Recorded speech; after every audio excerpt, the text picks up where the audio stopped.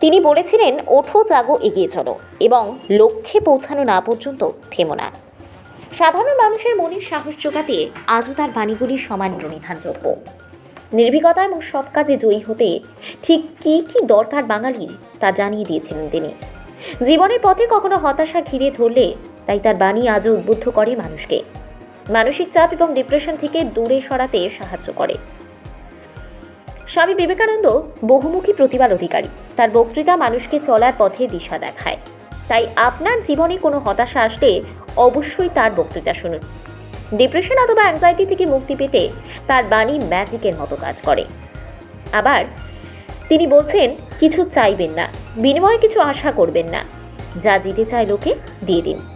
তিনি বলছেন, যখন কোনো চিন্তা সম্পূর্ণরূপে মন দখল করেন তখন তা প্রকৃত শারীরিক বা মানসিক অবস্থায় পরিণত হয়। নিজের উপর বিশ্বাস না করেন যদি আপনি, তবে ঈশ্বরে বিশ্বাস করতে পারবেন না, এমনটাই বলছেন স্বামী বিবেকানন্দ।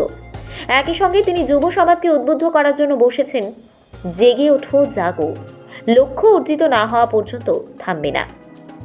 একবারই একটি কাজ করবার স্বপ্ন দেখিয়েছিলেন তিনি, এবং এটি করার সময় সমস্ত কিছু চিন্তা সরিয়ে রেখে নিজের আত্মাকে তাতে নিগৃহীত করবার দাবি জানিয়েছিলেন তিনি।